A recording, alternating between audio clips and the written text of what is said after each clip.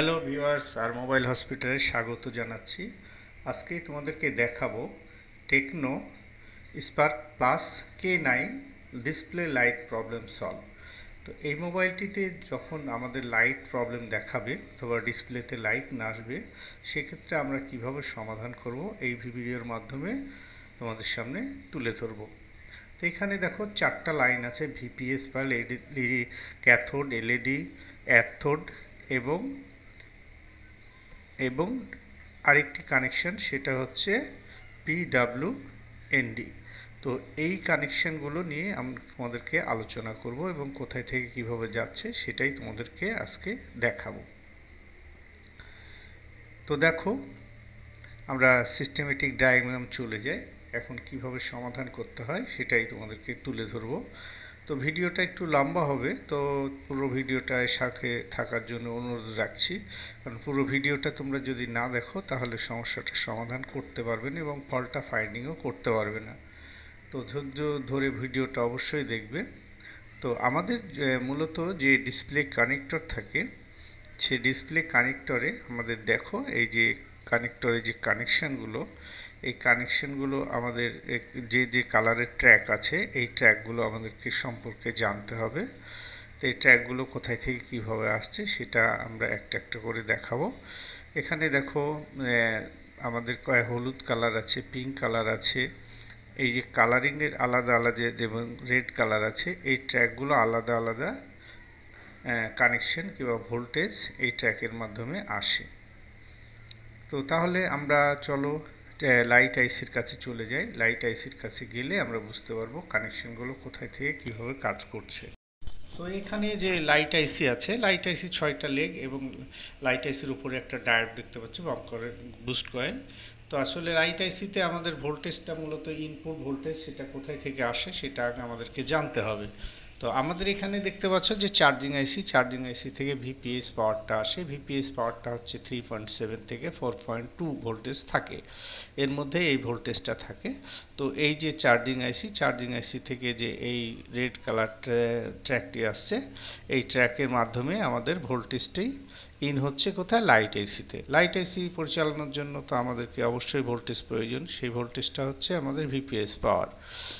তো এই red colour যে ট্র্যাকটা, সেই ট্র্যাকটাই দেখো আসলো। আসার পরে এইখানে এখন ভালো করে লক্ষ্য করো, সেটা হলো যে লাইট আইসিতে ঢোকার আগে আমাদের একটি বুস্ট কয়েল আছে এবং ছোট্ট রেজিস্টার আছে। দেখো এখানে ছোট্ট রেজিস্টারের মাধ্যম দিয়ে আমাদের বুস্ট কয়েলে এসে ঢুকছে ভোল্টেজটা। বুস্ট কয়েলে এসে ঢোকার পরে বুস্ট কয়েলের এক প্রান্ত হয়ে আমাদের চলে গেল নিচের 1 নম্বর পিনে এবং বুস্ট কয়েলের ভেতর হয়ে এবং ডায়োডের মাইনাস প্রান্ত হয়ে এবং লাইট আইসির 1 নম্বর পিনে ঢুকলো। তাহলে আমাদের ভিপিএস পাওয়ারটা হচ্ছে কোথায় এসে ঢুকছে? লাইট আইসির 1 নম্বর এবং 3 নম্বর পিনে। তো 1 নম্বর পিনে ডায়োডের মানে আমাদের যে মাইনাস প্রান্ত আছে, সেই প্রান্ত টাচ হয়ে আমাদের 1 নম্বর পিনে এসে ঢুকছে। তাহলে 1 আর 3-এর কাজ শেষ। এটা হচ্ছে মেইন ভোল্টেজের বিষয় চলে গেল, 1 আর 3। আর এখানে বুস্ট কয়েলটা আমাদেরকে চেক করতে হবে। এখানে প্রাথমিকভাবে বুস্ট কয়েল চেক করতে হবে ঠিক আছে কিনা, বুস্ট কয়েলে আমাদের ইনপুট ভোল্টেজটা ইন এবং আউট ঠিক আছে কিনা, এবং এই যে ছোট রেজিস্টারটি আছে, রেজিস্টারটা আমাকে চেক করে দেখতে হবে ঠিক আছে কিনা। তারপরে এখানে যে আমাদের ডায়োডটি আছে, ডায়োডেরটাও আমাকে চেক করতে হবে, ডায়োডটা আমাদের ঠিক আছে কিনা, কেটে গেছে কিনা। তো 1 আর 3-এর বিষয়টা আমি ক্লিয়ার করতে পেরেছি তোমাদেরকে। আর যে আরও যে কানেকশানগুলো আছে সেটা আমি তোমাদেরকে বোঝানোর চেষ্টা করছি। সেটা হলো যে 2 নম্বর যে কানেকশানটি, সেই কানেকশানটি কোথায় থেকে আসছে সেটা আমাদেরকে একটু জানতে হবে। লাইট আইসি যে 2 নম্বর কানেকশান, সেই কানেকশানটা আমাদের এই দেখো সিপিইউ থেকে আসছে, সিপিইউ সিগন্যাল।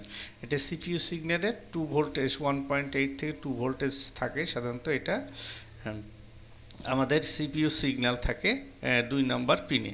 আমাদের লাইট আইসি 2 নম্বর পিনে সিপিইউ সিগন্যালটা থাকে। এই যে আমাদের সিপিইউ থেকে দেখো যে পিঙ্ক কালারের যে কানেকশানটি আসছে, সেই কানেকশানটি আসার পরে আমাদের এই কানেকশনটার মাধ্যম দিয়ে ভোল্টেজ সাধারণত কত আসে 1.8 থেকে 2.2 ভোল্টেজ আসে।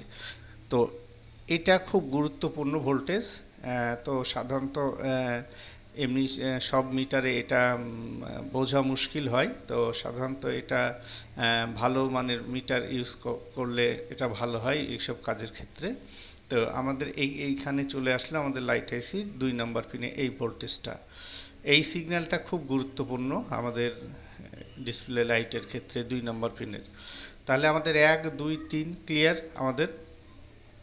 এখন আমাদের আরও দুটো কানেকশান, সেটা হচ্ছে আমাদের এখান থেকে ডায়োডের যে আউটপুট যেটা প্লাস প্রান্ত, ওখান থেকে আমাদের অ্যাথোড লাইন, মানে ডিসপ্লের যে লাইন সেটা হচ্ছে অ্যাথোড আর ক্যাথোড লাইন। তো এই ডিসপ্লে লাইন ক্যাথোড এবং অ্যাথোডটা সম্পর্কে একটু আলোচনা করতে হবে। আর এই দেখো সিপিইউর ওপর প্রান্তে দেখো আরেকটি কানেকশান আছে।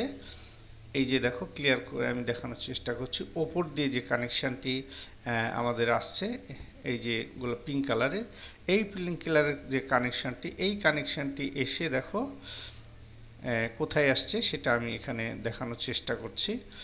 যে আমাদের এইখানে যে আমাদের উপর থেকে যে কিছু কম্পোনেন্ট আছে, এই কম্পোনেন্টের মাধ্যম দিয়ে কিন্তু এই ভোল্টেজটা আসছে। তো এই কম্পোনেন্টের এই ভোল্টেজটা সাধারণত কোথায় আমাদের মানে ক্যাথোড নামে একটা কানেকশান হয়, সেই ভোল্টেজটা সেটা হচ্ছে 6 নাম্বার পিনে। তো এই সিগন্যালটা সিপিইউ থেকে আবার এই সিগন্যালটা আসছে, আসার পরে আমাদের 6 নাম্বার পিনে প্রবেশ করছে এবং ওই 6 নাম্বার থেকে ওটা মাল্টিপল লাইন হয়ে, মাল্টিপল লাইন মানে একের অধিক কানেকশন যেটাকে থাকে সেটাকে মাল্টিপল লাইন বলা হয়। তো ওইখানে থেকে আরেকটা কানেকশান বেরিয়ে এখান থেকে সরাসরি আমাদের ডিসপ্লে কানেক্টরে যাচ্ছে। সেই কানেক্টরের সে ভোল্টেজের নাম হচ্ছে ক্যাথোড ভোল্টেজ। তো এই ক্যাথোড ভোল্টেজটাও আমাদেরকে এখানে চেক করতে হবে যে ঠিকঠাক আছে কিনা, ডিসপ্লে কানেক্টরে যে ক্যাথোড ভোল্টেজটা আসছে কিনা। অ্যাথোড এবং ক্যাথোড এটা কিন্তু খুব গুরুত্বপূর্ণ। তো এইখানে তারপরে আরও একটি যে লাইন আছে, সেটা লাইন সম্পর্কে আরেকটু বুঝতে হবে। তা আমি যে সিপিইউ থেকে যে লাইনটা আসলো ওইটা আমি ক্লিয়ার করে আরেকটু ভালো করে দেখানোর চেষ্টা করছি। যে এই দেখো সিপিইউ থেকে উপর থেকে কানেকশানটি আসলে, এই কানেকশানটি এখান থেকে বেরিয়ে আমাদের এই ডিসপ্লে কানেক্টরে চলে গেল। তারপরে আরও একটি কানেকশান থাকবে, সেটা হচ্ছে ডিসপ্লে লাইট আইসির উপরে যে ডায়োডটি থাকবে, ডায়োডের প্লাস প্রান্ত থেকে যে কানেকশানে যে ভোল্টেজটি থাকবে, সেই ভোল্টেজটি এখানে আসলো, সেটা হচ্ছে ডিসপ্লে কানেক্টর। এটার নাম হচ্ছে অ্যাথোড, মানে 6 নম্বরটা হচ্ছে ক্যাথোড লাইন এবং ডায়োডের যে আউটপুট থাকে আউটপুটের সেই ভোল্টেজটার নাম হচ্ছে অ্যাথোড। তো এই কানেকশনগুলো এবং ভোল্টেজগুলো আমাদেরকে প্রত্যেকটা গুরুত্ব সহকারে আমাকে দেখতে হবে এবং ফল্টটা বের করতে হবে, কোথায় ফল্টটা আছে, যেখানে ফল্ট থাকবে সেটাই সমাধান করতে হবে। ধন্যবাদ সবাই।